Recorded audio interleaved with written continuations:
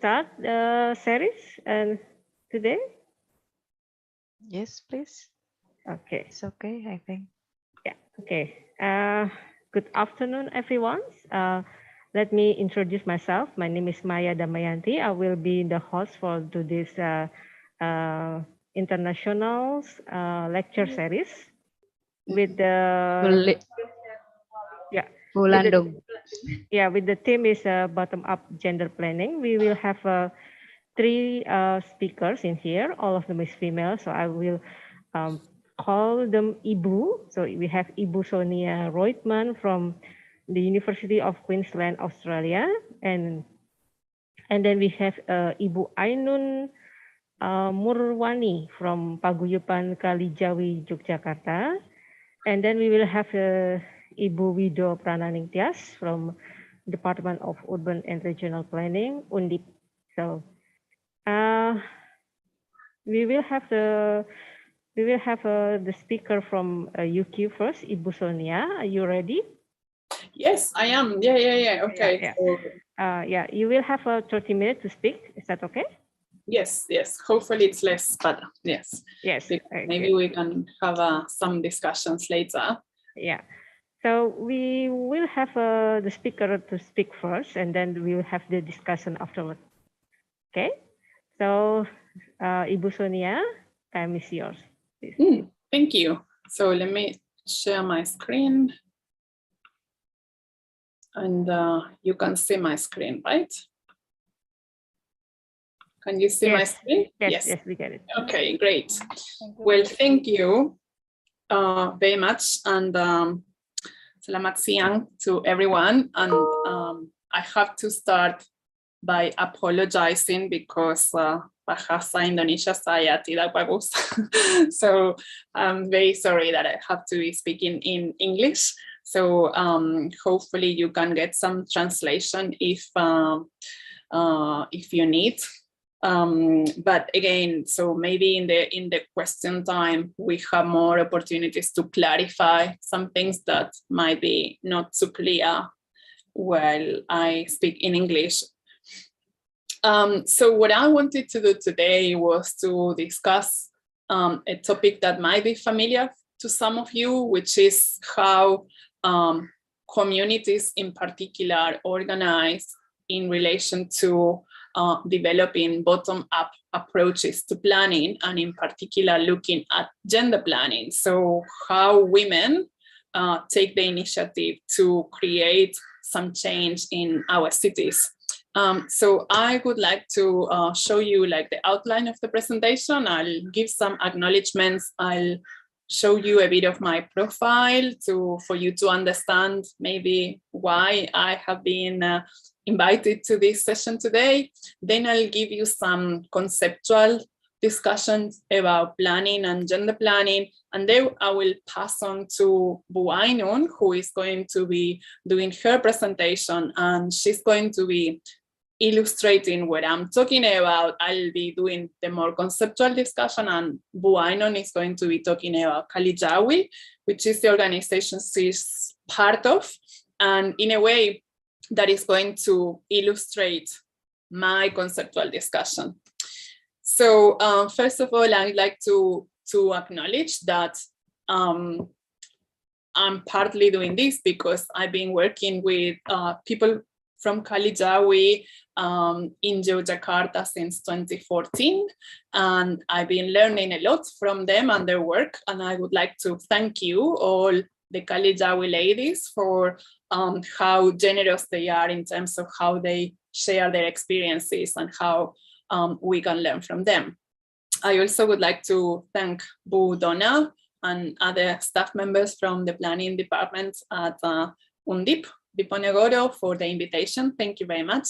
And I also want to clarify that what we are presenting is based, apart from, of course, our work together and what I've been learning about Kalijawi, it's also something that we have written as a book chapter, which is going to be having the title of this presentation and is going to be included in a book that I'm currently co-editing with a colleague, Professor Dedek Murwani. So the book is on urban Indonesia in general. And so the idea is in that book, we try to illustrate cases of planning in Indonesia, looking at different cities. So we look at 19 cities in the country, and we are hoping to launch the book in the World Planning Congress in Bali in August. So if any of you would be attending the conference, hopefully you can also attend the session in which we will be presenting the book. So that the book chapter that is part of my presentation today has been written by Kalijawi ladies whose names are there: Bu Ainun, Atik, Surati, Ulan, Susila, Bu Eko, Sui Janti, and then Masmul, who is part of ARCOM. And maybe Bu Ainun will be explaining what ARCOM is, and myself. And well, and finally, I would like to say thank you to the audience for being here. And again, my apologies for not being able to present in Indonesia. Okay, let's move on. So just very quickly to give you my profile. So I work at UQ at the University of Queensland in Brisbane, Australia. And I work on planning issues, but also I do a combination of urban sociology and planning. So what I look at in terms of planning is more social and political issues of planning. And I've been doing research in Indonesia since 2014, mainly in Yogyakarta, also a bit in Jakarta, but Jogja has been the main city in which I've been working. And the topics of my research projects and my interests are in relation to urban inequalities, gated communities and private governance, insurgent planning or grassroots practices related to planning and community development, and lately also in terms of disaster planning and governance. We also have a studio course with UGM, with Kalijawi, with ARCOM, with other organizations that we have been doing since 2015. Of course, because of COVID, it has been on hold in the last 2 years. And if you are interested, we just published a paper telling about the experience of teaching together to very different groups of students and how we've been learning in terms of working together in Yogyakarta. If you are interested in reading the article, I will be very happy to share with you. So coming now back to this presentation and the book chapter that we are presenting, we had a couple of research questions. So first of all, it was like, what is the contribution of bottom-up planning to improve the built environment and to foster community development? And so more particular, we were trying to understand what's the contribution of bottom-up gender planning. So what are the actions of women in particular? And I'm going to kind of justify why women in the next slide. And so we, in this book chapter, we used Kalijawi as the case study to illustrate our discussions. And this is what we are going to be doing today. So most of you probably are aware of the significance of the contribution of women. And when we are talking about planning, we are also very much aware of how different groups contribute very differently to the city and how we want to improve our cities. So we know that in planning in particular, there has been a big discussion in terms of how planning is important to be a process that is an inclusive process, that there is participation, and this is what was called the participation turn in terms of a process, and trying to involve different sets of stakeholders, different type of stakeholders that could be referring to the public sector, like the government, the different levels of the government. It can also refer to the private sector that also has a big responsibility in terms of how we develop our cities. And it also has to do with civil society organizations, NGOs, non-for-profit organizations, and communities in general, and we, all of us as residents. So how do we contribute to improve our cities? So at the same time, we know that there have been more and more approaches that have to do with how people from the grassroots level, from the neighborhood level, from the local level are contributing, are working together, are designing different strategies in order to say what they need, but also put their own views in terms of how the cities can be built. So those bottom-up approaches help to empower communities and make sure that communities participate in decision-making processes that have to do with how we want our cities to be, why we want them to be in particular ways, and who would be involved in those processes.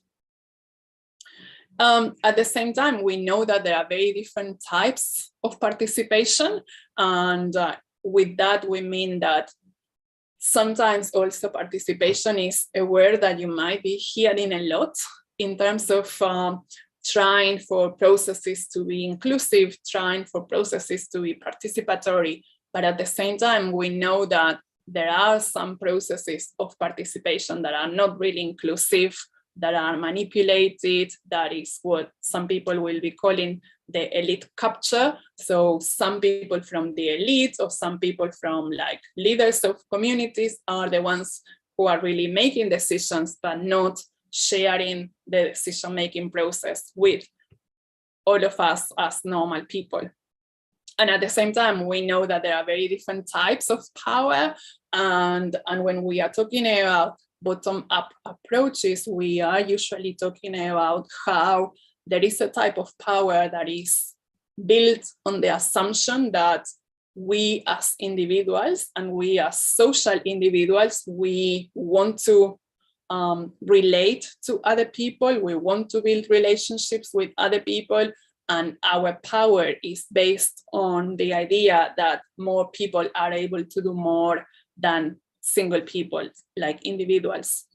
So how can we put in practice that type of power that is a power that is shared, but also a power that is coming from the communities, coming from the grassroots. So in that sense, for this type of planning and for the participatory processes, it's really important to emphasize the value of the collective action. And Ainun is going to probably explain to you that for them, it's not about what each of the ladies who are part of Kalijawi want to do, but how everything that they do it as a collective, as a group of women who have shared interests.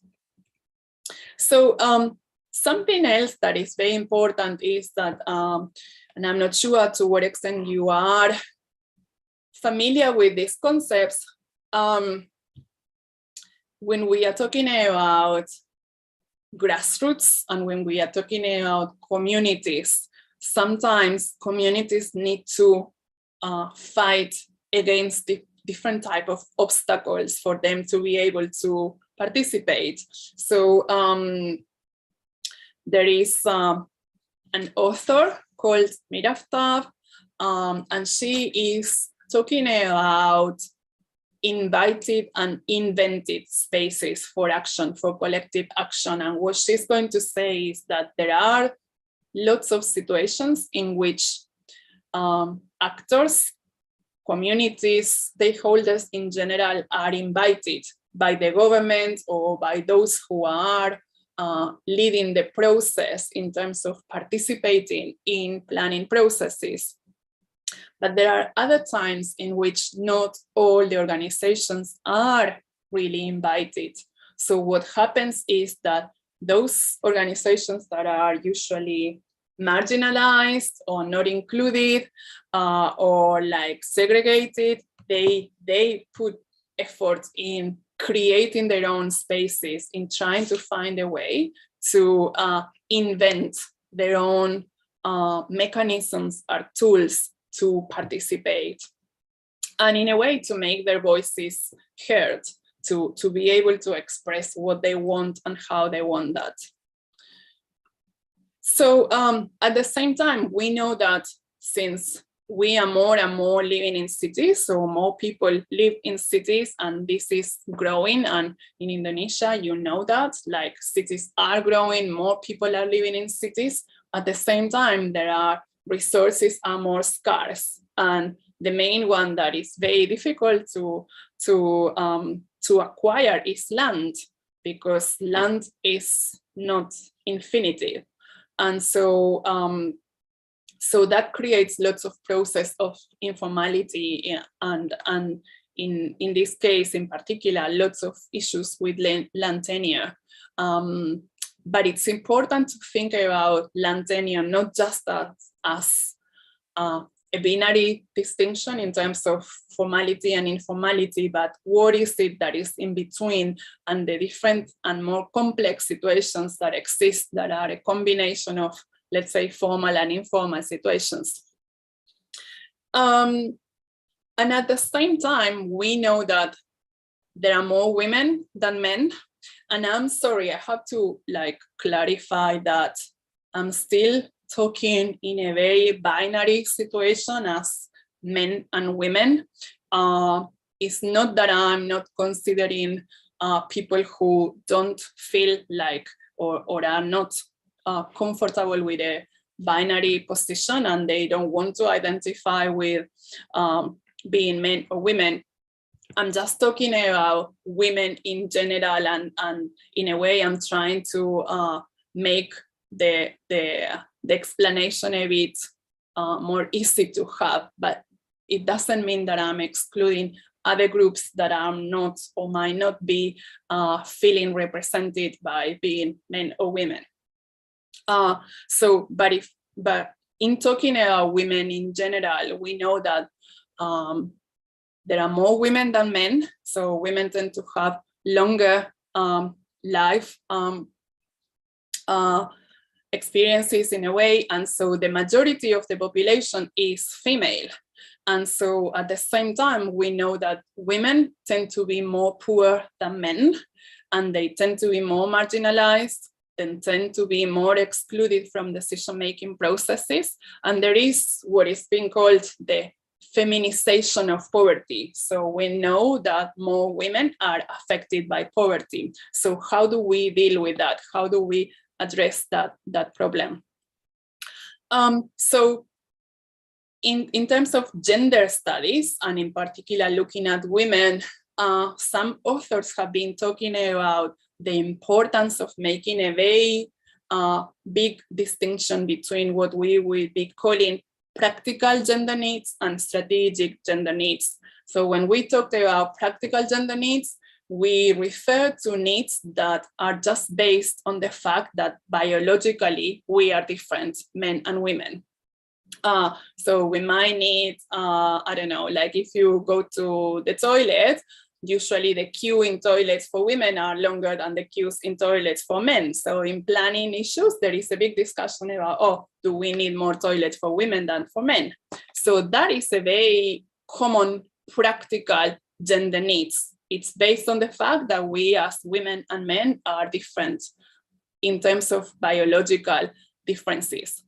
But there is an strategic gender needs that has to do with what are the needs or interests that women might have that might be helping them to be able to participate more in decision-making processes, to be able to feel more free to make decisions. And that has to do mainly with access to education, access to financial resources, access to support in the household.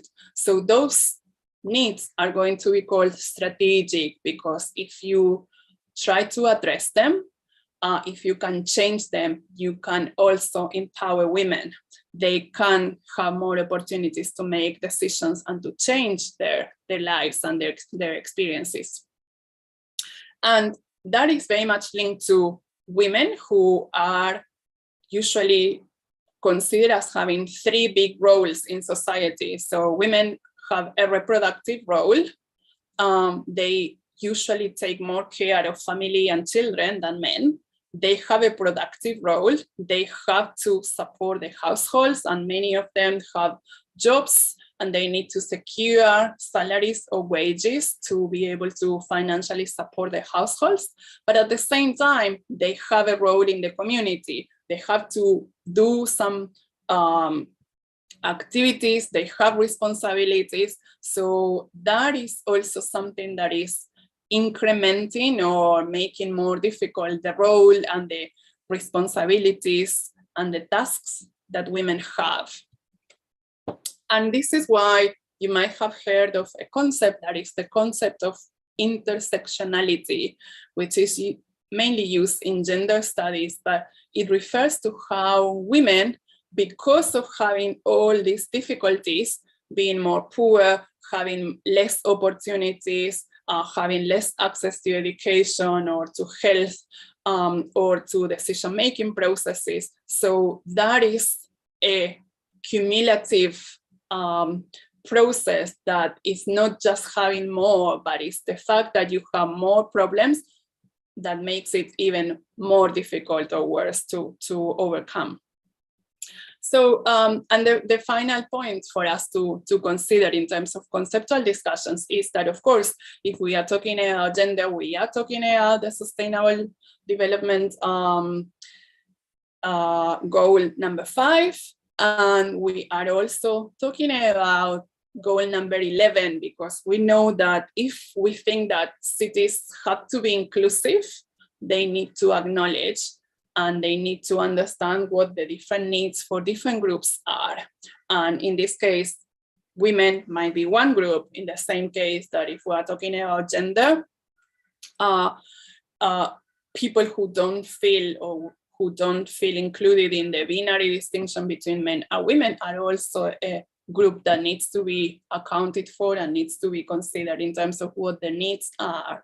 And in Indonesia, there is more and more discussion about, like, for example, waria and what they need and what sort of particular needs they have and how we make sure that they are taken into consideration. So just to go into the discussion on Indonesia now in particular, we know that if we are talking about planning, and all of you are planning students or planning teachers, so you know more than me about this, but I just wanted to refer to this to put the context of where this conversation about Kalijawi happens. And so we know that since reformasi and the decentralization of policies, yes, local governments have more responsibilities, and at the same time, there is an effort in trying for communities to be able to participate more, to get more access to resources, to get more access to make decisions in terms of how they want their cities to improve. And so we find that there is a hybrid planning system in Indonesia. So on the one hand, we have a very top-down approach still, especially from the national government in terms of some policies. But at the same time, we have a bottom-up approach from many communities that are highly organized, that are very, very active, and they do a lot in terms of everyday life to improve their cities. So there is this mix of like a top-down and a bottom-up approach, and sometimes it's a bit difficult to see how both of them work together. Sometimes they work well, some other times it's more difficult. We also know that the majority of the urban population in Indonesia lives in kampung, and that also adds into the complexity of what are the needs and what are the requirements in terms of physical and social aspects of the residents of kampung. And again, as I mentioned before, women experience poverty more than men, and that is very clear in terms of Indonesia. And there is also still a very patriarchal decision-making process where still there are many processes in which women tend to stay marginalized from decision-making processes. So how do we put all that together here? And I mentioned most of these concepts. already. Like, we know there is a patriarchal culture, there is female poverty. We know that women have 3 roles that they play in society, and women and all of us, we have practical and strategic needs. But if we pay attention to our strategic needs, it's easier to be able to get more tools, to be more empowered, and be able to make more changes or to influence decisions in order to be able to make those changes. So how do we think about, when we are thinking about a patriarchal culture, a female poverty situation, the triple role of women, and the complexity of having practical and strategic needs, how we consider the intersectionality, the complexity that comes not from just accumulating, but making the whole process more difficult for women.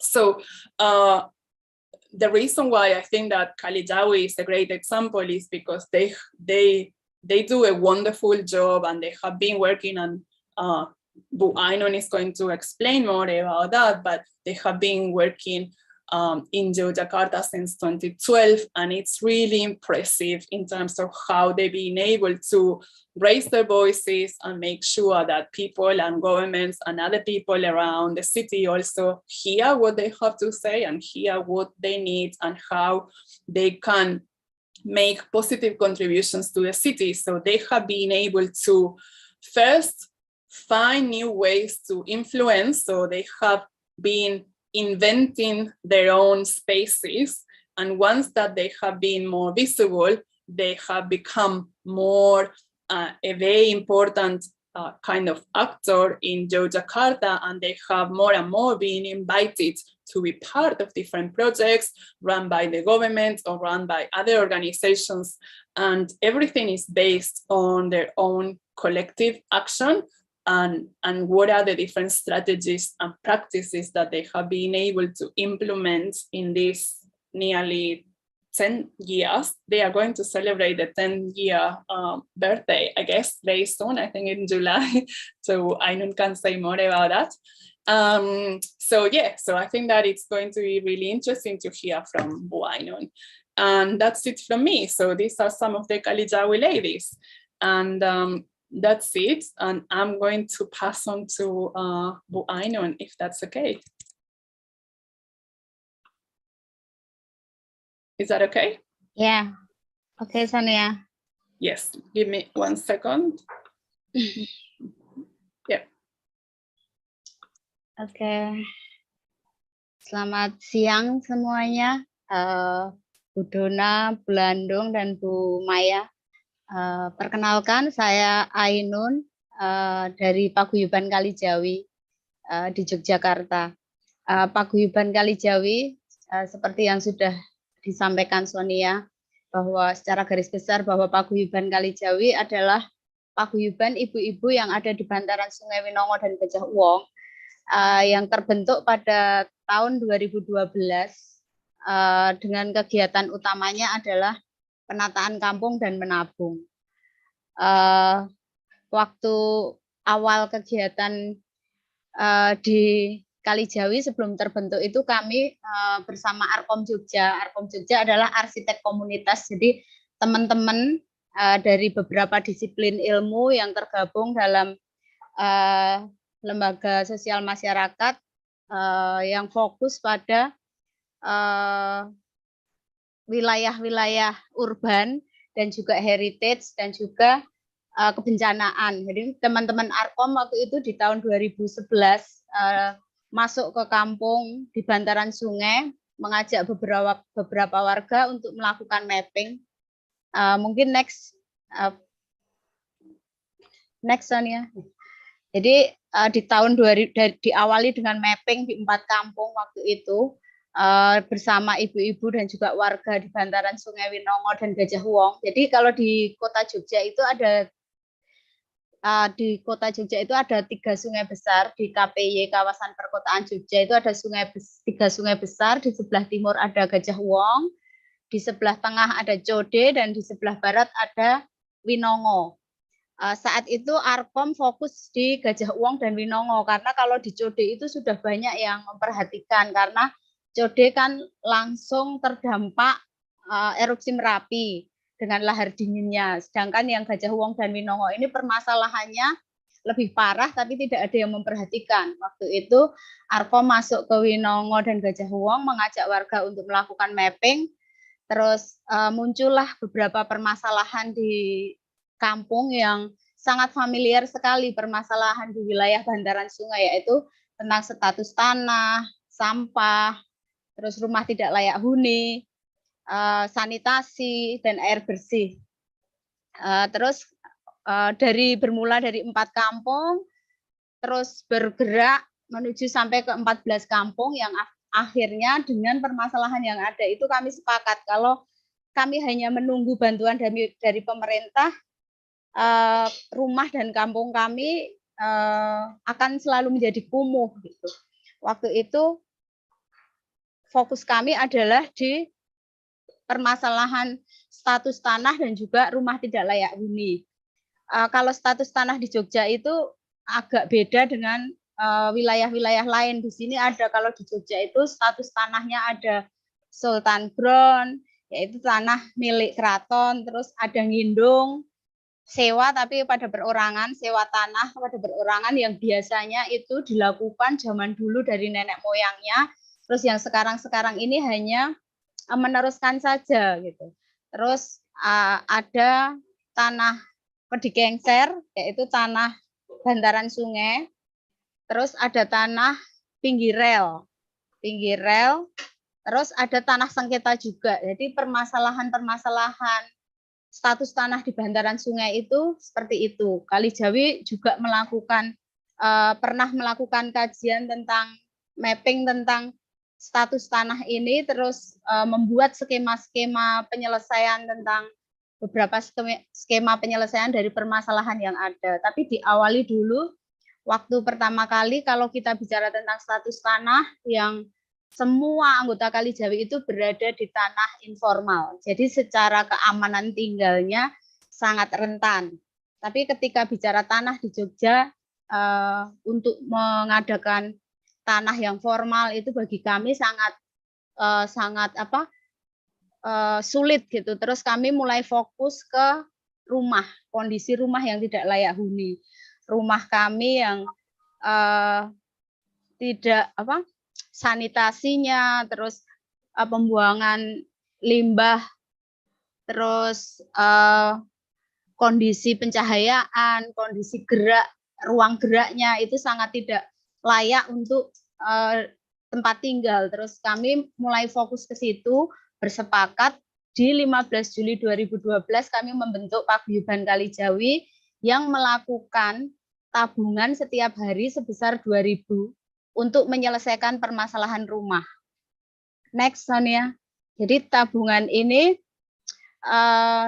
dikelola per hari 2.000, dikelola secara kelompok kecil-kecil. Jadi di 14 kampung itu terbentuk 16 kelompok tabungan, yang satu kelompoknya ada 10 orang, 10 anggota. Kami nabung sehari 2.000 selama 20 bulan. Selama 20 bulan itu kita bisa menyelesaikan atau merenovasi 165 rumah. Per rumahnya mendapat dana dari Kalijawi 3 juta. Jadi sehari 2.000, kalau 10 orang selama sebulan terkumpul 600.000, 2 bulan 1.200.000. 1.200.000 ditambah uang dari Kalijawi yang saat itu kami dapat uang dari Arkom untuk stimulan. Jadi pencairan dananya 3 juta untuk renovasi rumah.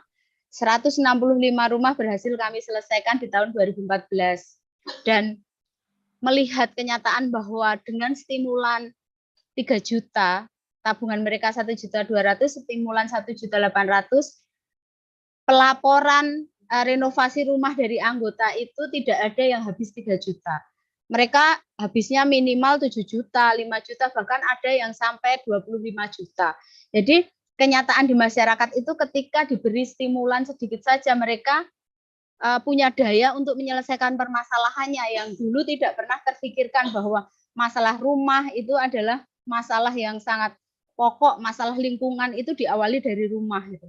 Jadi ketika mereka kita ajak berpikir bareng, menjadikan permasalahan menjadi permasalahan kolektif, terus mencari solusinya juga secara kolektif, itu permasalahan-permasalahan rumah dan lingkungan menjadi sesuatu yang mungkin diselesaikan, bukan tidak mungkin, tapi kami jadi punya semangat, kami jadi punya harapan gitu, bahwa Kalijawi mampu ini menyelesaikan permasalahan permukiman yang sampai next Sonia, ini persebaran wilayah anggota itu ini program penataan. Jadi selain merenovasi rumah, kami juga merenovasi beberapa infrastruktur. Jadi ada kelompok yang menggunakan untuk pembangunan balai warga misalnya, karena permasalahan mereka tidak adanya tempat untuk berkumpul, tempat untuk rapat kampung atau acara apa, bahkan ketika orang meninggal itu mereka tidak punya tempat untuk menyemayamkan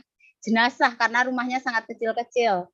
Terus kami membuat ada 4 balai warga, balai bambu yang kami buat dengan tabungan itu. Terus ada juga yang menggunakan untuk menyelesaikan permasalahan paving, jalan, seperti itu. Next, Sonia. Terus dari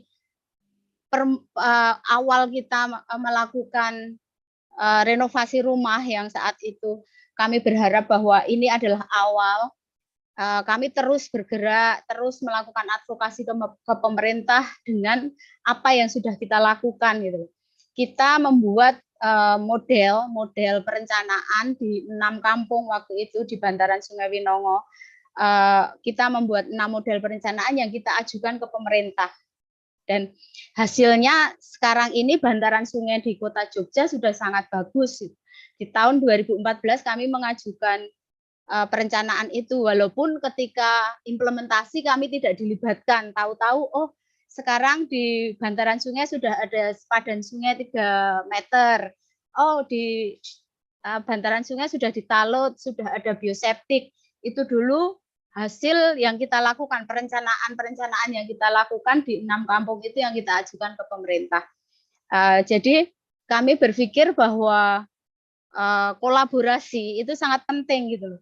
Kalau dulu kita hanya melakukan hal kecil tanpa kita berkomunikasi dengan pemerintah gitu, tapi akhirnya ketika kita melihat bahwa oh pemerintah sebenarnya bisa loh menerima perencanaan kita walaupun kita tidak dilibatkan. Apa sih kenapa kita tidak dilibatkan?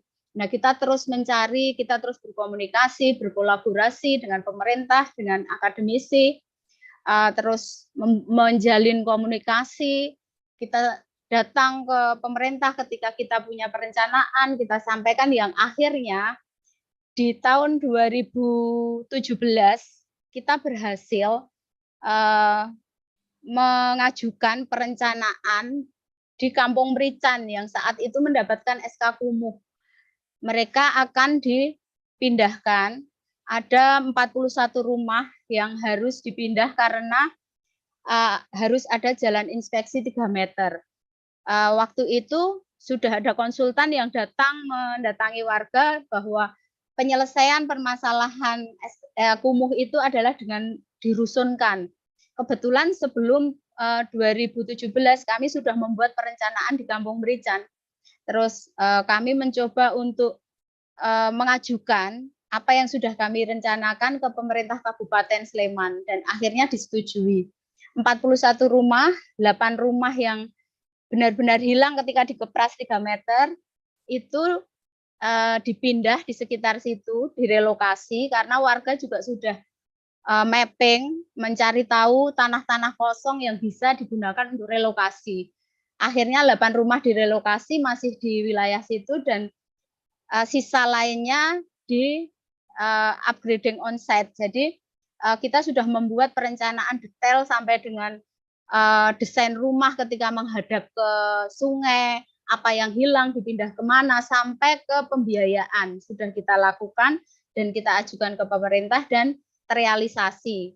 Jadi di Kampung Merican ini adalah satu bentuk advokasi Kalijawi yang berhasil di situ, berkolaborasi dengan pemerintah dan pembangunannya dilakukan oleh masyarakat. Jadi kami membentuk tim pembangunan kampung, pengelolaan dananya dilakukan oleh tim pembangunan kampung. Terus di situ juga dibikin model subsidi silang ketika satu pembiayaannya kurang ditutup dengan temannya yang punya lebih. Jadi tanah atau luasan tanah yang dikepras itu mendapatkan ganti rugi dari pemerintah. Tapi karena luasannya nggak sama, ada yang besar, ada yang kecil, jadi kita kelola bareng, kita subsidikan silang, jadi bisa terselesaikan semua. Itu advokasi yang dari pemerintah, dari Kalijawi yang sangat berhasil. Terus dari uang yang tadi menjadi tabungan 2.000 terus dikembalikan itu akhirnya kita gunakan sebagai atau kita bentuk menjadi dana pembangunan komunitas yang kita gulirkan kepada warga atau kepada anggota yang lebih banyak. Anggota kita sekarang ada 217 anggota yang menggunakan dana itu untuk kepentingan tidak hanya permukiman, tapi untuk bisa pendidikan, kesehatan, dan juga ekonomi. Jadi dana itu dikelola oleh kami, terus digunakan untuk anggota yang mempunyai kebutuhan atau kepentingan. Jadi kami mencoba untuk melepaskan diri dari bank konvensional karena kami kesulitan kalau mengakses pembiayaan dari bank. Harus ada slip gaji, harus punya agunan, sedangkan di koperasi kami agunannya hanya tabungan. Ketika dia punya tabungan, dia bisa mengakses pinjaman dari koperasi kami. Dana pembangunan komunitas itu sudah dilegal formalkan menjadi bentuk koperasi simpan pinjam. Ya, koperasi simpan pinjam ini menjadi bagian dari Kalijawi yang kami harapkan bisa menjadi pembiayaan swadaya untuk anggota kami. Jadi Kalijawi dengan apa yang sudah berhasil dilakukan di Merican itu sampai saat ini kami terus berkomunikasi dengan pemerintah dan juga teman-teman yang lain. Kami masuk di dalam forum PKP, forum PKP DIY, jadi forum perumahan dan permukiman DIY yang di situ kami punya kesempatan untuk mengajukan atau kami punya kesempatan untuk membuat sebuah perencanaan komunitas yang akan diterima oleh Pokja PKP dan akan menjadi usulan ke pemerintah seperti itu. Kami di forum PKP ini ada lembaga, ada swasta, terus akademisi dan juga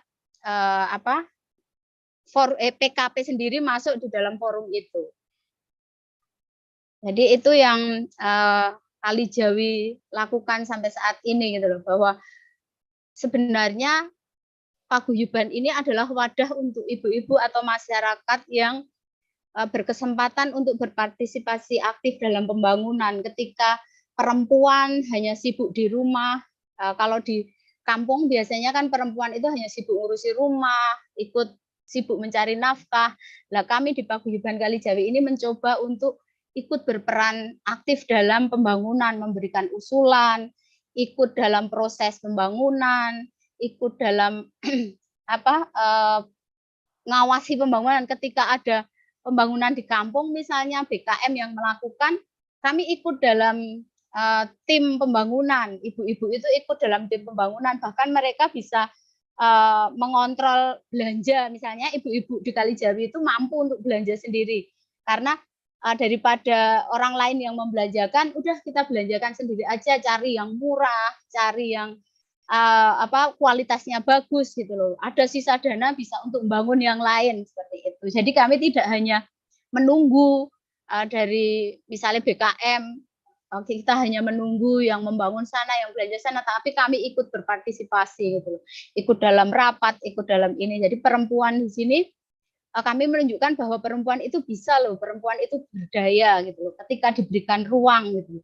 Walaupun memang tidak mudah, nggak semua perempuan mau terlibat ke situ gitu loh. Kami juga kendala gitu ketika mengajak teman-teman di kampung itu untuk aktif di dalam kampungnya, ikut musrembang itu mereka kadang saya takut ya soalnya isinya bapak-bapak nanti ya. Itu kita terus aja kita mindset yang seperti itu terus kita rubah gitu loh. Di setiap pertemuan kelompok, di setiap pertemuan jaringan Kalijawi yang diadakan 1 bulan sekali itu kita selalu berbicara tentang permasalahan apa sih yang ada di lingkungan seperti itu. Terus solusinya seperti apa kan seperti itu.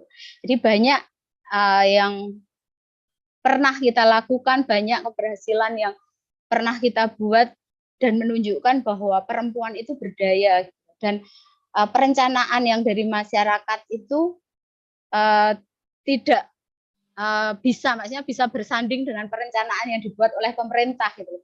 Bahkan kami yang tahu kampung kami butuhnya apa sih kan seperti itu. Jadi apa yang diberikan itu tidak mangkrak gitu. Kalau dulu-dulu kita sering misalnya di kampung itu ada bantuan ultrafiltrasi, naruhnya di dekat sungai. Kalau banjir kena, orang yang mau mengambil air juga males karena posisinya di bawah sungai, dekat sungai, terus harus membawa ke atas. Nah, itu malah mangkrak. Hal-hal semacam itu kami kurangi gitu loh, bahwa perencanaan yang kita buat itu sesuai dengan kebutuhan kita. Jadi ya kami mengurangi berusaha untuk memberikan masukan kepada pemerintah bahwa yang sebenarnya masyarakat inginkan dan butuhkan itu ini. Seperti itu. Mungkin itu sekilas tentang Kalijawi bahwa semangat kami adalah mewujudkan permukiman yang aman untuk kami ya. Aman bukan harus permukiman yang bersertifikat atau tapi aman dari gusuran, aman dari bencana gitu loh, bahwa kami melakukan perencanaan atau penataan kampung yang mengikuti regulasi dari pemerintah, misalnya supaya aman dari banjir kami mengepras rumah kami 3 meter dari bibir talut seperti itu. Dan dari apa yang kita lakukan yang kajian terakhir yang dilakukan Kalijawi tentang tanah di Jogja dan permasalahan serta skema yang kita ajukan ke pemerintah itu juga kami sekarang ini sedang menunggu gitu loh, bahwa di Notoyudan di salah satu kampung yang ada di Paguyuban Kalijawi itu kami mengajukan ke pemerintah tentang perencanaan rumah gotong royong di situ. Jadi nanti teman-teman yang terdampak dari regulasi pemerintah tentang relokasi karena penataan bantaran sungai atau teman-teman yang lindung yang nggak punya rumah itu nanti akan kita rencanakan untuk membuat rumah gotong royong di Kampung Notoyudan. Jadi di Kampung Notoyudan itu ada tanah privat yang akan dijual. Nah, kami berusaha untuk bekerja sama atau berkolaborasi dengan pemerintah untuk membuat perencanaan kampung susun di situ. Jadi kampung susun tapi dikelola oleh masyarakat. Kami punya koperasi, pendanaan dan pengelolaannya bisa melalui koperasi. Ini yang sedang kami lakukan. Jadi kami berkolaborasi dengan banyak pihak untuk merealisasikan perencanaan yang kami buat. Mungkin itu, mungkin nanti kita bisa teruskan dengan diskusi. Terima kasih waktunya. Saya kembalikan kepada Ibu Maya. Ya, terima kasih Ibu Ainun. Sonia, Ibu Sonia, do you still have something to add? No, okay.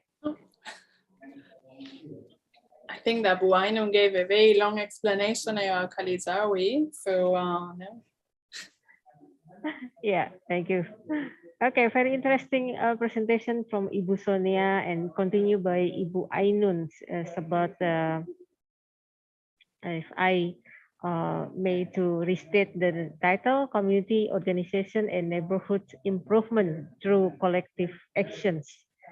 Yeah, it's very interesting. Starting with the conceptual framework that women have 3 main roles: reproductive, productive, and also contributing to the community. And then Ibu Ainun illustrate the the work from the women in Kalijawi, how they work together to do some upgradings, doing collective actions. Just a simple thing from the saving 2,000 a day, but now they can do a lot. Even and they have a plan to make a kampung susun. It's very, very, very a great plan. I don't know. It's just, for me, it's just very, very interesting. And I have a one good impressions when Ibu Ainun said that the women in Kampung Jawi doing shopping, and then shopping. What kind of shopping? Well, while others do shopping on clothes, but women in Kalijawi just buying materials to build the houses. Wow, this is great things. Okay, I think I need to give time to Ibu Dona to give the presentations, and then we will continue with the discussions. Okay, Ibu Dona, are you ready? Sorry. Thank you, Bu Maya. Yeah, you have 30 minutes, Ibu Dona, to present Okay. your. I think less because this short presentation and because Bu Sonia and Bu Ainun have what we call it collaborative presentation. I think my time is less than the previous sessions. Thank you for the time. Can I share?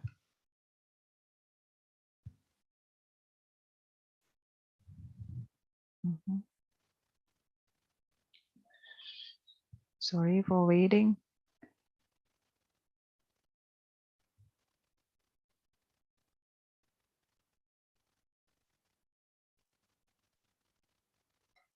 Okay. Thank you, Bu Maya, for the time, and also Bu Sonia and Bu Ainun for share about the research or book in Kalijawi. I think it's quite interesting one. In this time, I would like to present my presentation. It's not in a particular research or a case, but I will focus on certain activities of women because they also contribute to a kind of certain economic activity at home. So we call it home-based enterprises. And that's why I would like to share my thought about women empowerment through home-based enterprises, even beyond crisis.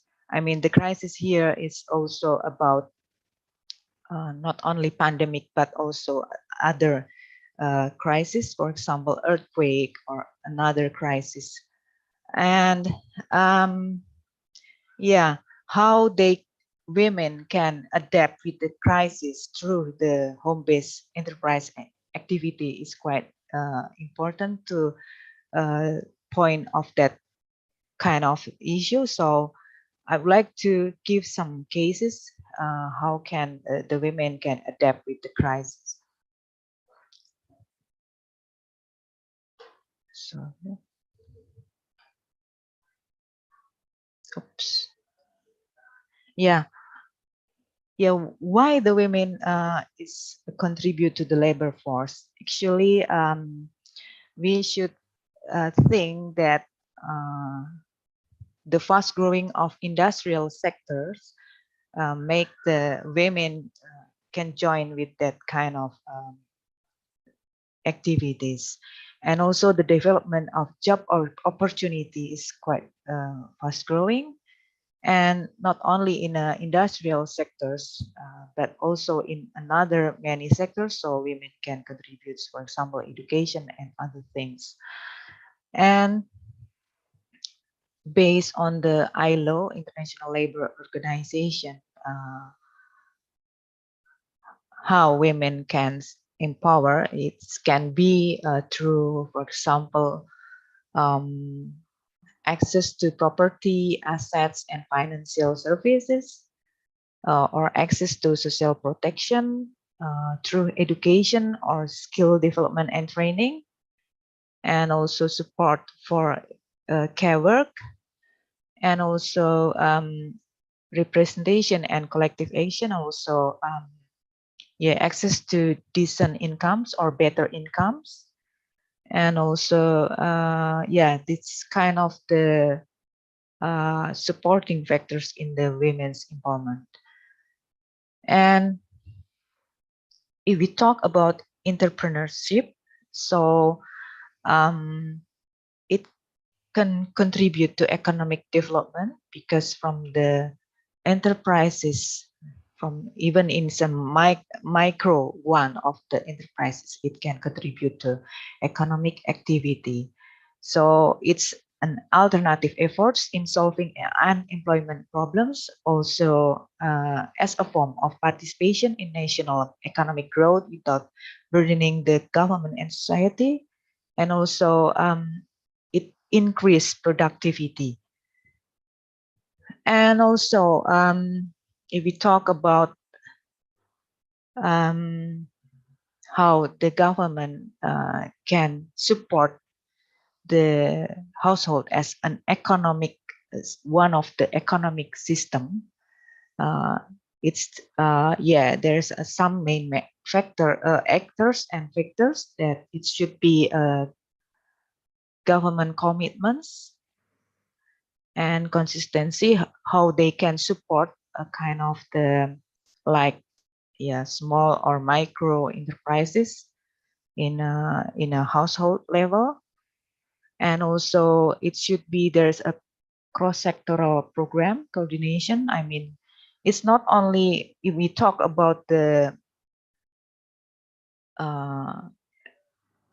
micro and small enterprises, for example, it's not only talk about the workforce, but also we talk about the education, we talk about the and skill as well, and also we talk about maybe finance or cooperative to support the financial. So I think it should be a cross-sectoral programs and integration of the program, of course, because to encourage entrepreneurship, start from the micro and small enterprises, for example. So it must be from a different agency as well, and it should be, if it's designed for women, so should be there is a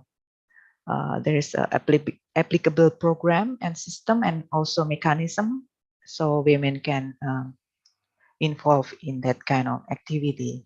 And also, as I stated before, it's about the capacity building and education as well, about how women in particular can contribute to the economic activity. So they have to have a capacity to operate a kind of economic activity. And also sometimes data is also important to know which, for example, which area is a lack of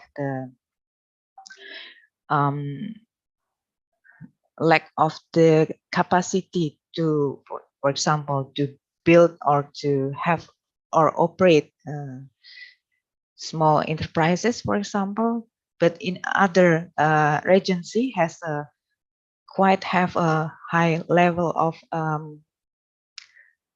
higher level of entrepreneurship. So that's why there's a lot of small business in that area. And also, many things is about the networking and many factors as well. And if we talk about why women choose to become home-based entrepreneurs, because it has more flexible working hours, and also women can also work from home because she's carry out multiple roles in the household, and sometimes it's just need a very limited skills. And and also we know that in a household sometimes they the women have to not only to take care of the children, but also the elder, the mother or the father who live in the house. So with work from home, it's more flexible, and they still can care their family. And that's why women also important part of national economic development. And yeah, there's a growing role of women in every aspect of life, yeah, in Indonesia as well. And some challenge and problem of the women entrepreneurs working from home with home-based enterprise. Sometimes it looks informal, and also no regeneration, and seems unsustainable business. Sometimes it's lack of family support as well, and sometimes there's no certain supporting local government programs or rules or regulation that support the business. And sometimes there's no synergy between stakeholders. I mean, a different agency who can increase the performance of a home-based enterprise, and sometimes lack of assets of household also as a burden. For example, a lack of financial uh, capital, for example, to start or to continue the business. For example, it's also as a problem for the home-based enterprises. And this one is some crisis. I mean, in a pandemic situation, sometimes, for example, if you look at the business side, so we know it's, I think we don't need to take the attention too much in this kind of so we skip. Sometimes there are some strategy of the business or enterprises. This is the typical strategy dealing with the adversity or hardship, and this is typical strategy from, for example, home-based enterprise. Also, in a pandemic situation, it's quite difficult to find consumer because there's like limitation to meet each other. We have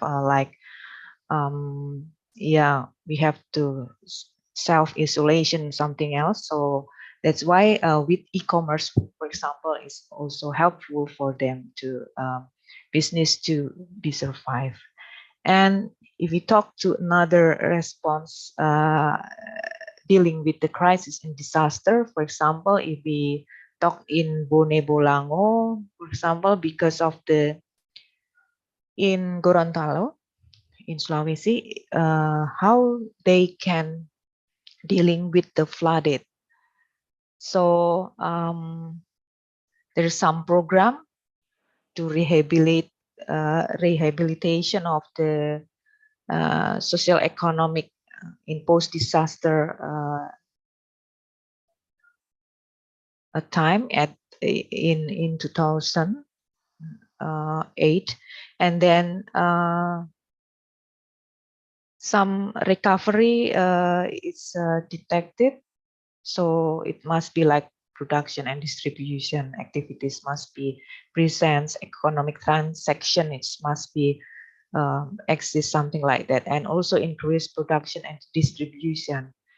And also, for example, after the disaster, maybe just one or two seller, but day by day when the recovery is going better, so many other seller will join to sell the product in the market, in a local or traditional market.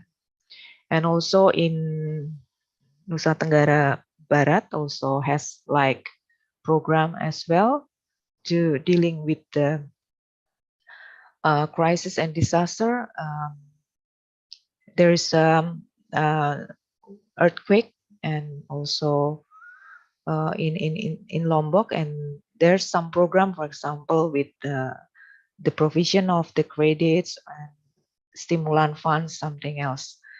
And also if we talk about the women home-based enterprises,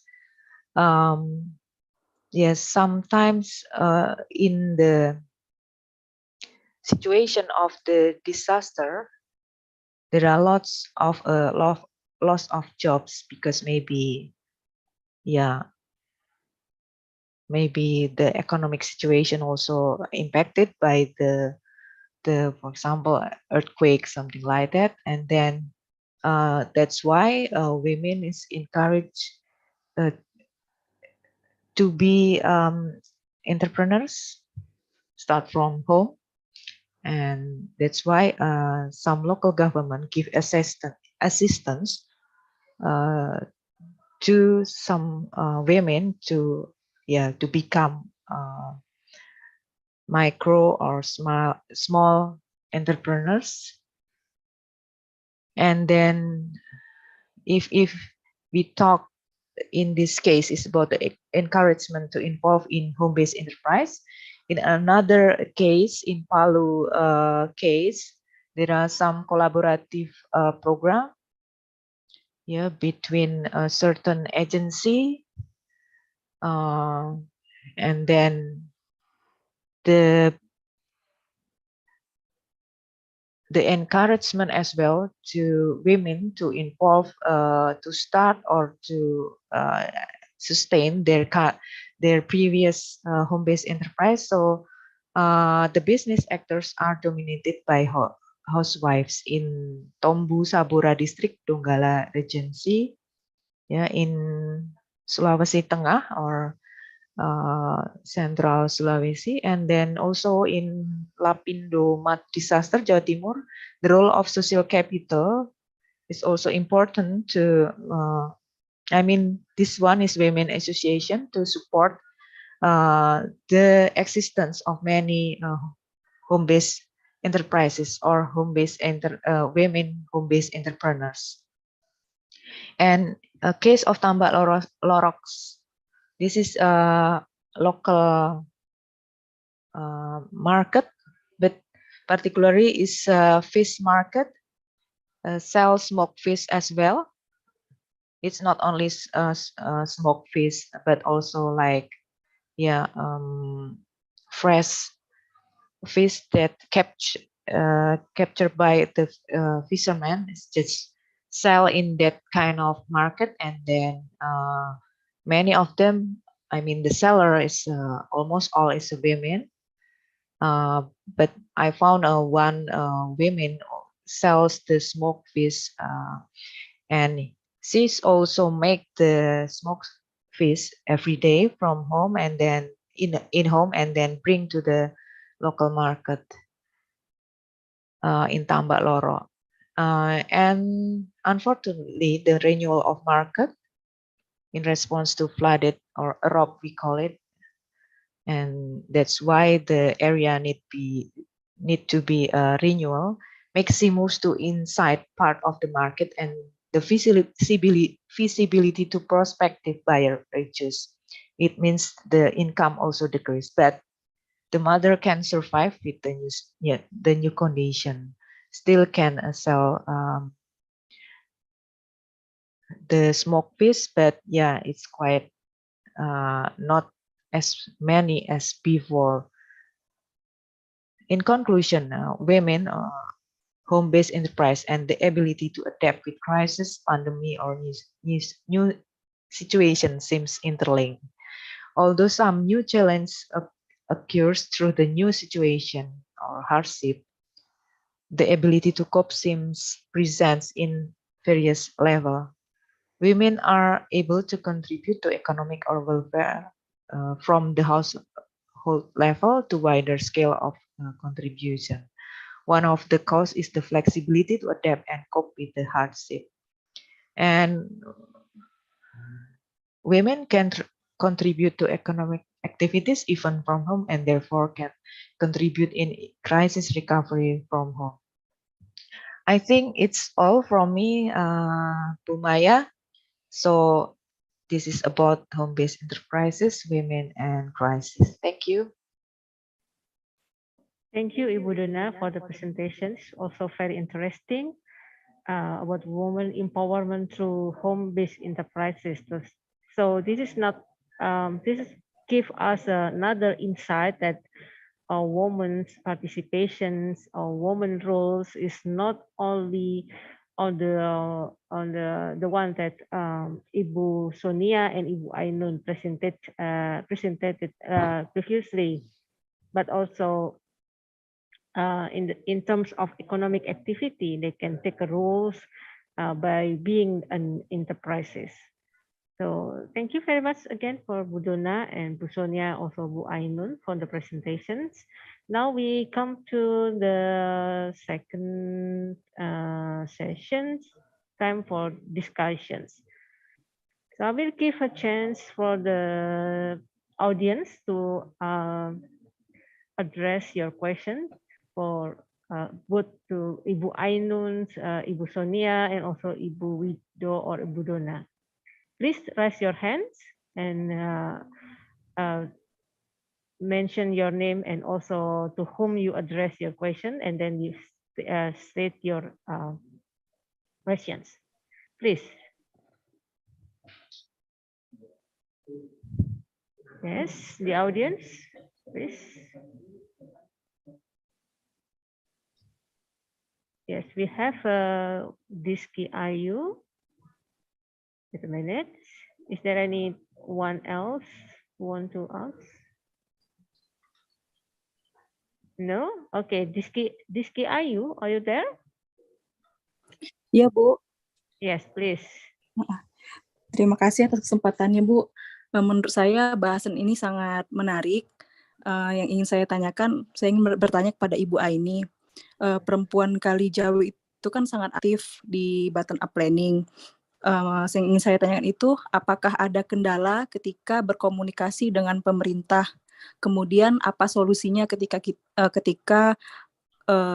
komunitas Kalijawi itu menemukan kendala itu, solusinya itu, sehingga kan saat ini masih berjalan programnya. Terima kasih, Bu. Yeah, thank you very much, Diski.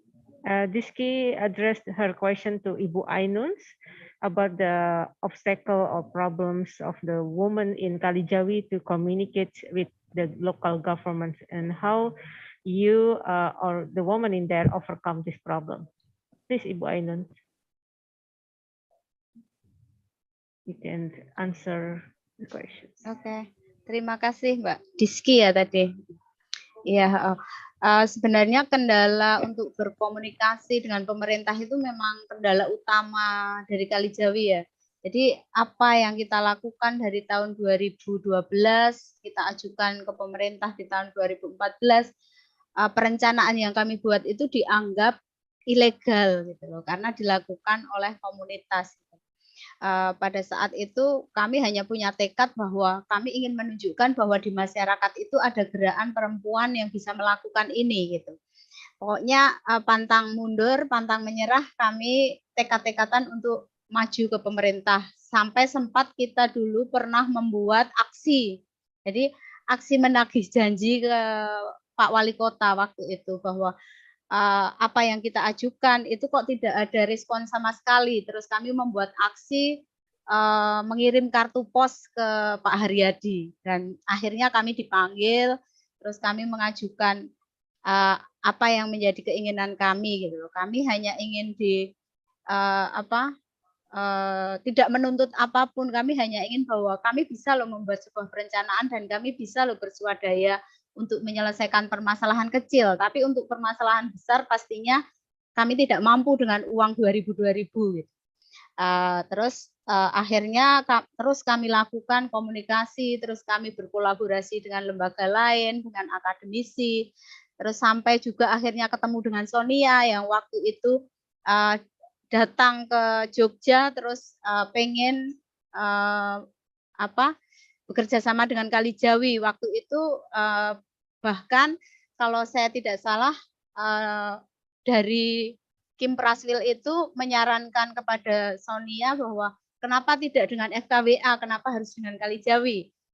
Dibantu oleh Sonia juga kami bisa mengadvokasi ke pemerintah. Jadi hal-hal yang kita lakukan adalah berjejaring dengan akademisi, dengan lembaga lain yang bisa menyampaikan maksud kami ke pemerintah gitu. Akhirnya terus saja kita terus melakukan itu, melakukan komunikasi dengan pemerintah, menunjukkan apa yang kita lakukan. Terus keberhasilannya itu juga di Kabupaten Sleman itu bahwa perencanaan kami diterima di sana, dan itu menjadi contoh kami untuk di kabupaten kota lain bahwa Sleman saja bisa kok menerima kami, perencanaan kami, kenapa yang lain tidak, alasannya apa, seperti itu. Terus akhirnya kalau di Sleman itu dulu kita juga sudah masuk di forum PKP Kabupaten Sleman, tapi forum itu pasif lah. Ini ketika kita masuk di forum PKP DIY ini agak aktif gitu loh. Jadi setiap berkala ada pertemuan dan kami diberi kesempatan apa yang menjadi perencanaan atau usulan dari masyarakat ke pemerintah, seperti itu. Ya, terima kasih Bu Ainun. Thank you Bu Ya. Ainun Ya. the answer. Okay, we'll give opportunity for Fitri Fauzia. Fitri Fauzia. Terima kasih Bu Maya. Perkenalkan, saya Fitri Fauzia. Saya ada pertanyaan untuk Bu Ainun. Kebetulan tadi ada penyampaian yang menarik tentang bagaimana akhirnya rumah tangga ini bersemangat gitu dengan adanya dana stimulan itu, yang tadinya mungkin mereka tidak kurang, maksudnya belum ingin untuk memperbaiki rumah atau tidak ada keberanian memperbaiki rumah, tapi ketika ada dana stimulan akhirnya mereka berani gitu. Saya mau bertanya terkait apakah ada permasalahan yang dihadapi rumah tangga untuk menutupi dana yang lebih gitu dari budget yang mereka miliki, Bu. Dan bagaimana Paguyuban ini berhasil mengatasi masalah tersebut sampai akhirnya tidak ada permasalahan lagi yang harus dihadapi rumah tangga terkait pembiayaan mereka gitu. Ya. Terima kasih. Terima kasih Mbak Fitri. Jadi kalau dulu awalnya Paguyuban Kalijawi itu dengan dana 2.000 itu terus jadi dibentuk sistem kayak arisan gitu. Siapa yang dapat dia yang merenovasi. Nah, ketika dia belum punya, kan kita udah bikin RAB nih dulu didampingi teman-teman Arkom, kita membuat RAB, rancangan anggaran biaya pembangunan. Misalnya kita awalnya adalah dulu mapping di rumah kita itu yang prioritas harus direnovasi apa, masalah yang ada apa, terus bikin RAB-nya. Kita udah tahu bahwa oh ketika aku dapat dana renovasi, aku 3 juta berarti aku punya kekurangan, apakah aku punya? Nah itu ditawarkan ketika dia dapat giliran untuk dapat itu, dia sudah siap belum? Kalau belum siap dia akan mengambil pencairan yang berikutnya. Jadi memang awal sebelum kita mencairkan dana itu kita sudah punya RAB. Jadi anggota atau keluarga itu udah tahu, oh kebutuhanku segini, aku nanti dapat 3 juta berarti aku masih kurang segini. Jadi kadang hal-hal yang tidak dipikir secara bersama itu terlewat gitu loh, bahwa di sini kita sebenarnya mendapatkan pembelajaran bahwa permasalahan itu dijadikan permasalahan kolektif dan dipikirkan bersama-sama, mencari solusinya secara kolektif itu akan lebih ringan gitu. Itu kalau dulu di renovasi rumah. Kalau sekarang kita di pembiayaan Kalijawi ini, di koperasi Kalijawi ini kita mencoba untuk membantu anggota untuk menyelesaikan permasalahan mereka. Misalnya mereka harus bayar sekolah anaknya, terus kurang, mereka bisa pinjam di koperasi dengan jaminan tabungan. Jadi sampai saat ini kami terus menabung itu terus kita ajak bahwa anggota itu kamu harus menabung, karena kalau kamu punya tabungan kamu bisa pinjam sesuai dengan kebutuhanmu. Kalau tabunganmu sedikit otomatis kamu nggak bisa pinjam sesuai dengan kebutuhanmu. Jadi terus kita menggalakkan menabung yang sehari 2.000 itu tetap kita lakukan selain mereka harus mengangsur pinjaman. Jadi mereka mengangsur pinjaman dan mereka juga harus menabung. Jadi selama ini alhamdulillah bisa membantu, misalnya ketika tiba-tiba mereka punya kebutuhan dadaan. Biasanya di saat-saat mencari sekolah, terus daftar ulang, itu mereka tinggal lapor aja ke KSP bahwa aku bulan ini aku mau pinjam, gitu. Aku punya tabungan berapa, terus aku bisa pinjam berapa, kan seperti itu. Jadi dana yang 2000 dulu itu dikembalikan, terus dikelola menjadi koperasi yang dulu 126 juta di tahun 2014, sekarang sudah berkembang hampir 1 miliar. Jadi itu bergulir untuk memenuhi kebutuhan anggota yang sekarang ada 217 anggota. Begitu, Mbak. Terima kasih Bu Ainun. Yeah, thank you, Bu Ainun. So Fitri Fauzia asking about the insufficient funds to do the upgrading for each household. So what is the strategy for each household from each household to overcome the insufficient funds? And Bu Ainun already explained how is the strategy. And Dia nanya tentang mikro. Kita kan punya UB. Yeah. Okay. Thank you very much, for Fitri and Ibu Ainun for the explanations. Okay. Before we continue with the direct questions from the audience, I will read the question in the meeting chat. There is question from Ibu Landung. Question to Ibu Sonia. In your experience, could you share any strategies for local government to integrate gender planning in urban projects? For example, how to raise participation of marginal community in an infrastructure project. Okay, the question is for Ibu Sonia. Time is yours. Thank you. So if it's okay, can I respond to that question? But also there are two other similar questions as well in the chat. So I think Ida and Nurlia are also asking similar questions, and Bu Ainun probably can also contribute to that. I think that there are two main things in general when we are thinking about participation or lack of participation. We need to think about why people, in this case women, cannot participate. And in many cases, it has to do with people who might not feel that their views or opinions are valued. So it's part of the government changing the perspective and showing how important it is to hear from very different actors and from groups of women in this case. So it's kind of providing a platform for people to feel that whatever they say, they contribute is something that is being considered, that is going to be taken into consideration, is going to be used, is valuable.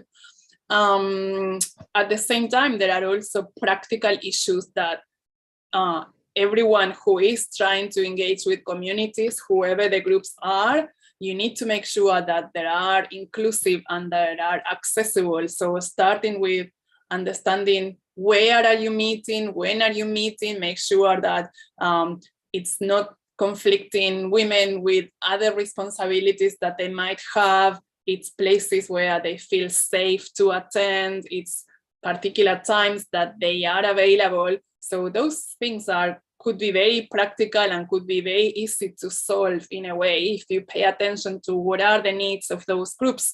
Like if you are working with people who might be, I don't know, disabled people, you need to make sure that there are places where it's accessible for them. They can reach out, they can get there. And if that's not the case, what are your options in order to make them able to participate?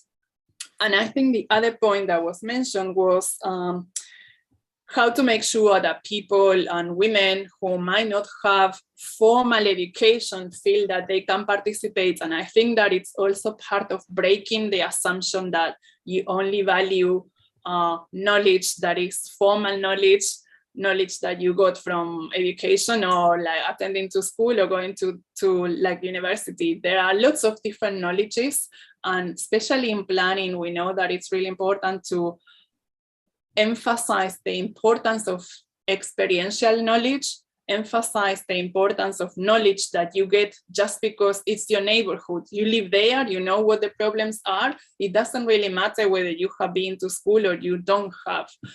So it has to do with how you know that because of the use, because of your experience of being there, you know what the problems are. So, and in planning, it's really, really important to understand that there are very different type of knowledges, and the technical knowledge that you might get because you go to university is not more important than experiential knowledge, for example. So you need to value all these type of knowledges. And there was a question about, which is related with has to do with from Ida in terms of breaking patriarchal culture, breaking obstacles for people to participate. And I think that, yes, cultural change is difficult and it takes time, but it's something that is also possible to do in small scale. So if you are able to provide situations in which women feel less afraid of speaking out, female feel that it's possible for them to participate, that they are going to be respected, they are going to be considered, they are going to be included. So you start breaking small obstacles, and that is not only something that men need to do in order to, to give equal opportunities, but we women also have to do, like to provide equal opportunities to other women to participate, to say what they want and how they want things to do. I think I have more or less responded. We can maybe hear from Bu Ainun or Bu Donna about that, and maybe if there are more questions, we can go through them. Yes, thank you, Bu Sonia. I think this is one question from Ibu Donna to Bu Sonia. Would you ask it directly, or should I read it, Bu Donna? Okay. I think, yeah, it's very interesting presentation and part of book. I'm wondering to know how long you collaborate, and also is there any encouragement to use the stimulant fund to make it as capital for develop micro or small business, because it's like a productive expenditure for gaining income for the future. Is there any kind of encouragement, Bu Sonia? Yeah, I think that Ainun can answer about that, because Kalijawi has been doing a lot of work in trying to create a cooperative and trying for people to become more, like provide more support in terms of micro enterprises. So she can respond on that. I'm going to quickly respond on the first question, which is, we started working together in 2014 when I went to Georgia for the first time.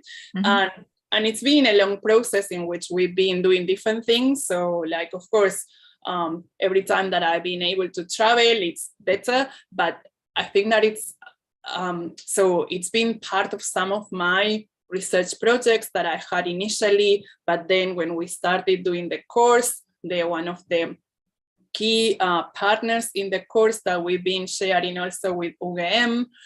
So we would not be able to run the course without Kalijawi being involved, because they select the cases, they act as like the gatekeepers to give us access to communities, for example, which is absolutely essential for the course to work. And then we have been trying to do other things like trying to have presentations together, or trying to have like publications together. And this is how we wrote this chapter together in the book. So trying to find ways as well of, like, even if we cannot travel, to collaborate somehow. Yes. But maybe Ainun can answer about that more. Yeah, I hope in the future we can collaborate as well, Sonia. Yes, yes. Okay, Bu Ainun, monggo. Ya, jadi seperti yang Sonia bilang, dulu Queensland dan Arkom dan Kalijawi itu bareng dengan UGM mulai dari 2014, yang saya tadi bilang bahwa keinginan Sonia untuk bekerja sama dengan Paguyuban Kalijawi ini membuat kebakaran jenggot pemerintah ketika Sonia datang ke Kim Prasil, waktu itu Kim Prasil kota, dan minta izin untuk bekerja sama dengan Kalijawi gitu deh. Pemerintah mulai melirik nih, bahwa ada, maksudnya yang dari luar sana sudah dengar tentang Kalijawi gitu. Kok kita tidak pernah mendengarkan apa yang diusulkan ke Kalijawi. Terus kami diundang waktu itu, Kim Praswil mengadakan kunjungan ke satu kelompok kampung kami gitu. Terus bertanya apa yang permasalahan di kampung itu gitu. Itu awal perjumpaan kami dengan Queensland. Terus apa yang ditanyakan Bu Dona, apakah uang kami itu kita kembangkan? Ya tentunya yang dulu stimulan pengembalian uang stimulan itu kita jadikan dana pembangunan komunitas di 2014 yang waktu itu berkembang tidak hanya bisa diakses untuk permukiman saja karena kondisi anggota juga butuh untuk pengembangan modal misalnya, untuk pendidikan dan kesehatan. Kita gunakan untuk itu. Simpan pinjam waktu itu, prakoperasi di tahun 2014. Nah sekarang sudah berbadan hukum menjadi koperasi, namanya Koperasi Sarengan Mangayu Bagyo. Yang asetnya sudah hampir 1 M. Wah, jadi bergulir di anggota berbentuk simpan pinjam. Jadi sebenarnya yang ingin kita tunjukkan adalah bahwa komunitas yang dari ibu-ibu yang awalnya hanya mengurus rumah tangga, terus bekerja di pekerjaan yang non formal, tapi bisa membuat sistem keuangan sampai menjadi sebuah koperasi. Semua dikelola oleh ibu-ibu, semua dikelola oleh ibu-ibu sampai ke pencatatan dan lain-lain. Kami selalu mengadakan peningkatan kapasitas untuk anggota kelompok dan juga anggota paguyuban. Pelatihan-pelatihan tentang keuangan, pelatihan tentang manajemen keuangan keluarga, bagaimana pencatatan keuangan yang benar itu dilakukan di paguyuban gitu. Jadi koperasi ini dikelola oleh komunitas, gitu. Dikelola oleh ibu-ibu yang kemarin pas hari Minggu kemarin baru saja mengadakan rapat anggota tahunan yang ketiga. Waduh, RAT. Berarti ini Gramin Bank ya Bu ya kayaknya. Iya, kayak Gramin Bank.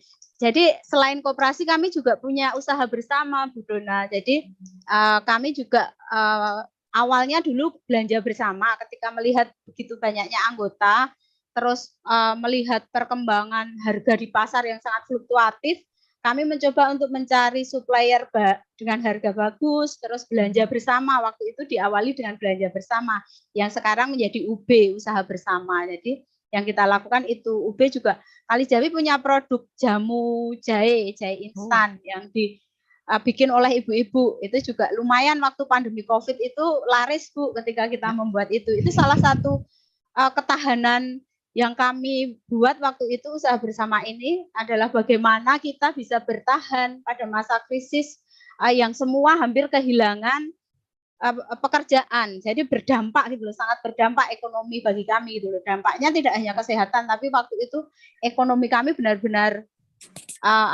terdampak, benar-benar ambruk. Terus pelan-pelan kita mengadakan itu, mengajak untuk setiap anggota membuat jamu instan, terus dipasarkan dan dijual di manajemen bersama oleh ibu-ibu gitu. Terus sekarang juga mengadakan ini jual beli sembako, kalau sekarang UB-nya juga gitu. Jadi anggota kita list nih, daftar anggota siapa yang butuh beras, siapa yang butuh minyak, siapa yang butuh customer good, kita belikan, belanjakan, terus kita pokoknya uang itu kalau bisa beredarnya di komunitas gitu loh, tidak keluar. Ya. Itu masih kita perjuangkan terus supaya bisa seperti itu. Uang beredar di kita. Seperti itu, Bu. Sip, bagus sekali. Salut, Bu. Makasih. Terima kasih Bu Ainun.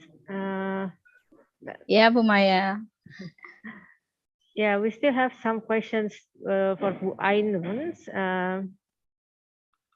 Bu Ainun already talk about the economic activities in the Kalijawi.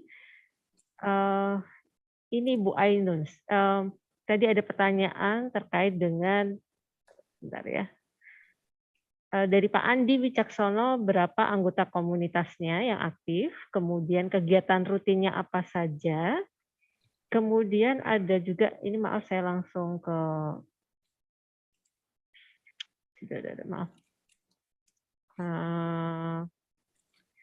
Kontribusi generasi muda dalam mendukung komunitas ini, kemudian ya tentang generasi muda ini dari Mbak Roro pertanyaannya,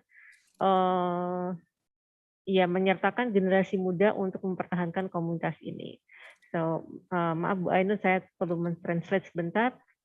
So there's some question to Bu Ainun related to the community, related to the youth contribution to the community in Kalijawi, and also a question about the detailed information about the community itself, how many people involved actively in the community, and the routines activities of the community. Okay, Bu Ainun, time is yours to answer some questions. Ya, terima kasih Bu Maya.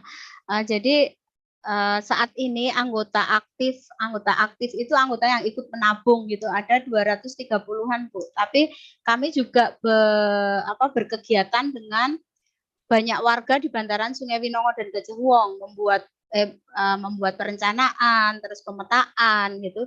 Kami juga melakukan itu ada di 19 padukuhan di Kabupaten Sleman, ada 33 RT di kota yang Gajah Wong dan 33 RT di kota yang Winongo.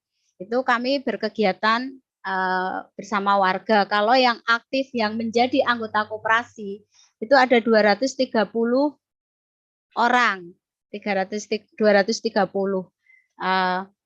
Kegiatan di Paguyuban Kalijawi masih sama, kita mengadakan peningkatan kapasitas untuk anggota, karena kan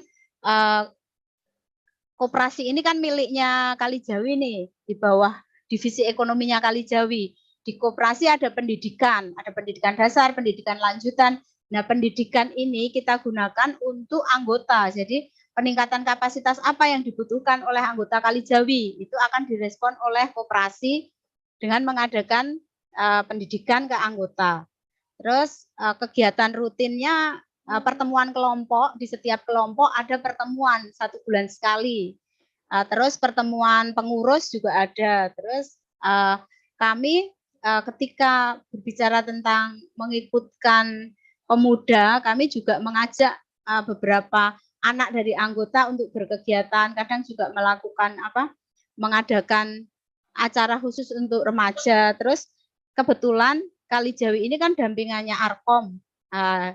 Di Arkom ini banyak teman-teman dari universitas yang magang. Dulu Undip juga tahun-tahun 2015-an itu sering Bu, anak Undip yang magang di Arkom. Nah, mereka dilibatkan di Kalijawi gitu loh. Ikut kegiatannya Kalijawi seperti itu.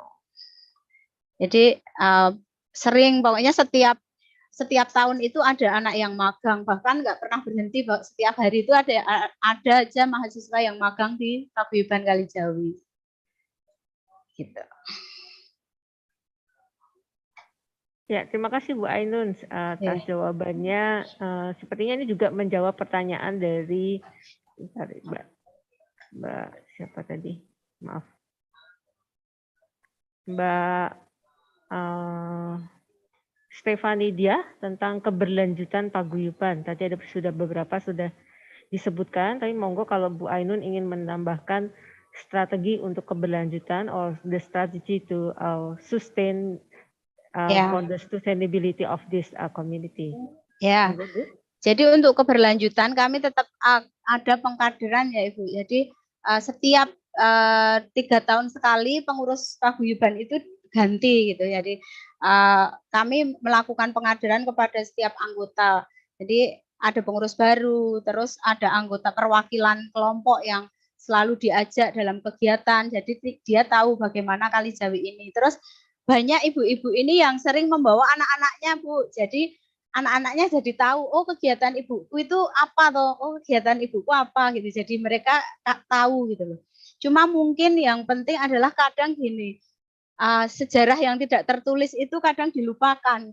Kami lagi sedang berpikir bahwa sebaiknya anak-anak ini diajak untuk bercerita tentang paguyuban Kalijawi supaya mereka juga tahu dan mereka terlibat, mereka merasakan perjuangan orang tuanya gitu loh untuk menciptakan keamanan bermukim ini seperti apa. Jadi ketika kita sudah tua, sudah tidak mampu, ada yang melanjutkan kalau cita-cita ini belum selesai gitu loh. Jadi memang mengajak untuk remaja dan juga anak-anak dari kami itu memang penting seperti itu. Jadi mereka supaya bisa tahu perjuangannya itu tidak berhenti ketika orang tuanya berhenti, karena banyak kejadian seperti itu. Misalnya di Stren Kali Surabaya itu orang tua mereka, teman-teman yang di sana itu pada juga curhat gitu loh. Kok ini kayaknya anak-anaknya tuh nggak pada ngeh, nggak pada tahu bahwa orang tuanya itu berjuang loh untuk keamanan bermukim gitu loh. Sedangkan anak-anaknya sendiri nggak peduli gitu loh. Ini jadi PR buat kami di Paguyuban bahwa mengajak anak-anak atau remaja di Paguyuban Kalijawi itu sangat penting untuk meneruskan perjuangan ini gitu. Iya, terima kasih Bu Ainun. Ini melanjutkan ya Bu, ini ada pertanyaan dari Algia, Mbak Algia. Kalau respon atau tanggapan dari bapak-bapaknya atau suami dari ibu-ibu ini bagaimana? So the response from the husbands about the movement of the woman in the Kalijawi. Monggo Bu Ainun. Ya, itu salah satu tantangan juga Bu, satu tantangan. Jadi ketika berkegiatan di Paguyuban Kalijawi ini memang waktunya memang kadang menyita banyak waktu gitu loh, karena kita harus pertemuan di kelompok sana, di kelompok sini, terus rapat, terus mengadakan segala macam advokasi ke pemerintah gitu. Tapi dengan komunikasi, kalau dulu kenapa suami saya mendukung saya berkegiatan di sini, saya selalu mengajak suami saya untuk ikut. Jadi saya ajak suami dan anak-anak saya untuk ikut, sering ikut. Ketika sudah paham mereka tahu bahwa istriku ternyata kegiatannya untuk ini gitu. Ada juga pernah cerita dari teman, banyak nih, nggak cuma satu dua orang teman, tapi ketika suaminya protes, teman-teman nih menjelaskan ke suaminya, nah kalau kita nggak ada di Paguyuban Kalijawi, kalau kita digusur, siapa yang mau bareng kita gitu. Kalau Paguyuban ini kan berjuang supaya kita nggak digusur, supaya kita punya alternatif penanganan permukiman itu seperti apa, kita kan jadi tahu berjuangnya bareng-bareng. Kalau aku nggak ikut di sana, kalau kita digusur yang nemenin siapa? Itu banyak Bu, nggak cuma satu dua. Jadi memang harus sering mengajak bapak-bapaknya untuk ikut dalam kegiatan. Kami sering membuat kegiatan yang mengajak bapak-bapaknya. Kita setiap 1 tahun sekali ada family gathering Bu, supaya tahu bahwa Paguyuban itu tidak hanya ngurusi ibu-ibu loh, tapi ngurusi lingkungan. Kita juga membuat komunikasi dengan RT, RW. Jadi mereka tahu, lingkungan kita tahu. Ainun ki kalau pergi pulang malam itu kegiatannya itu, seperti itu. Itu yang kami lakukan. Iya, terima kasih Bu Ainun. Masih menyambung tadi cerita tentang potensi untuk digusur. Ini pertanyaan dari Ibu Sunarti tentang legal status dari tanahnya. Tadi kan sudah diceritakan ini Sultan Ground ya, tapi mungkin bisa Bu Ainun bisa cerita lagi. Kemudian apakah sekarang masih statusnya seperti apa setelah adanya upgrading gitu ya?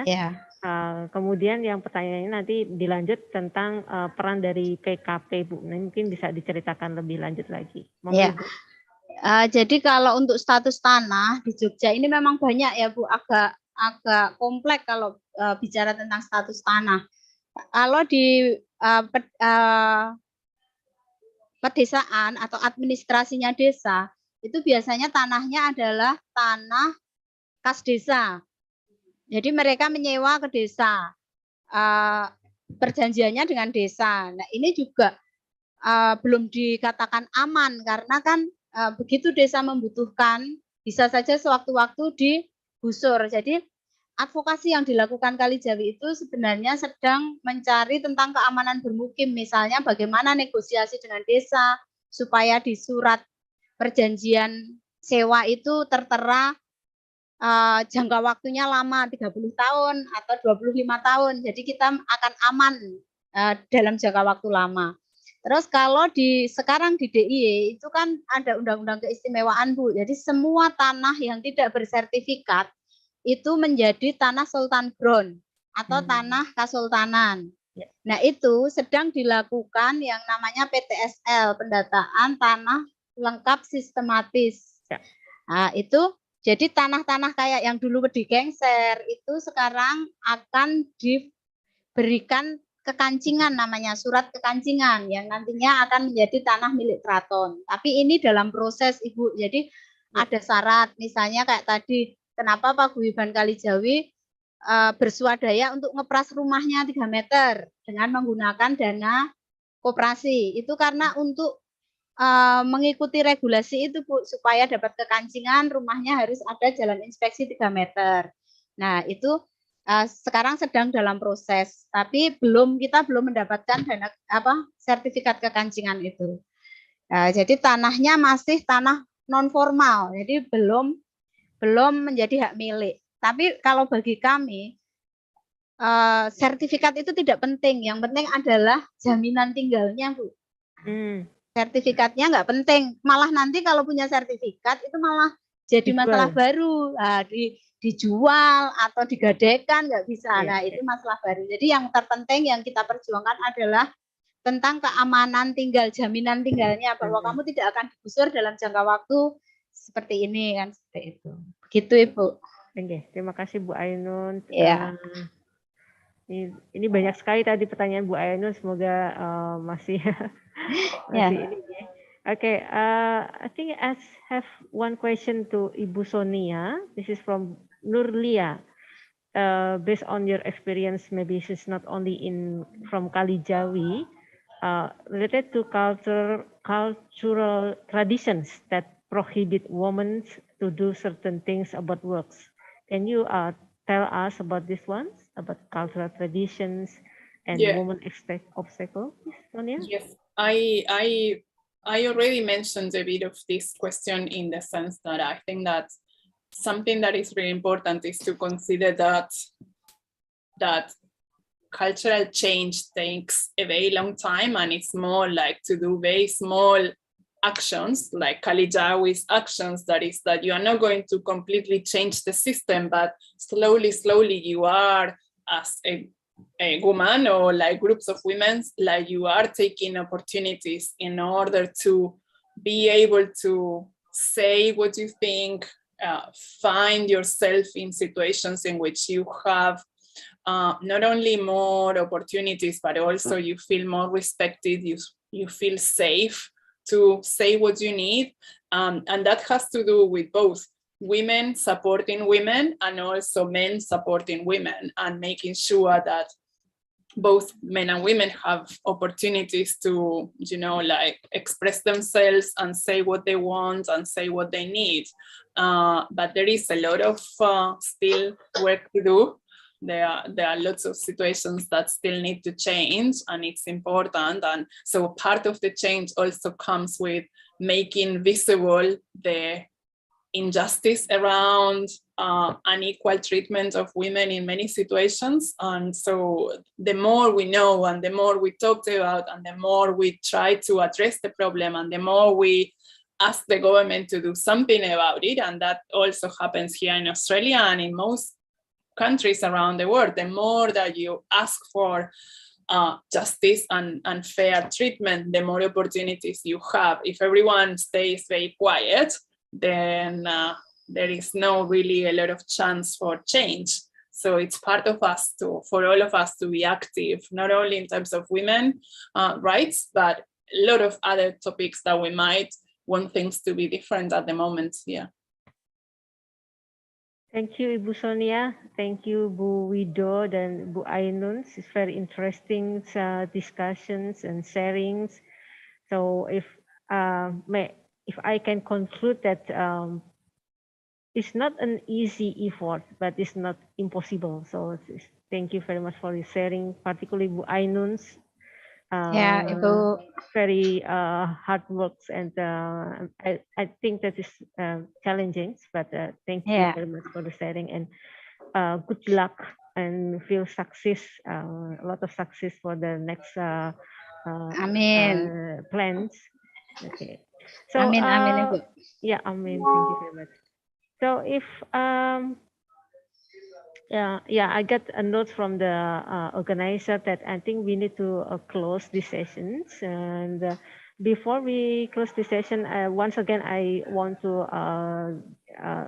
give a lot of appreciation, gratitude for all speakers today. And I think we need to take a picture together. Intan? Okay. Yes. Please open your camera for all participants. Okay. It's nice to see faces. Yes. Still waiting for the others. Okay, I will wait. There are, okay. I'll take the picture. 1, 2, 3. 1, 2, 3. Okay. Thank you for all participants. Thank you, Bu Sonia. Thank you, Bu Wido. Thank you, Bu Ainun. And thank you, Bu Maya, for the moderator today. Thank you, everyone. Thank Bye. you, Thank you. Terima Bye. kasih. Sampai Yeah. ketemu kembali. Terima kasih Thank you sekali, very Bu Ainun. much. Thank you, Bu Sonia. Bye. Bye. Maya, Bu Bye. Dona. Thank you, everyone. Very Yeah. good Bye. afternoon. Thank you. Bye-bye. Thank Terima kasih, you. Bu.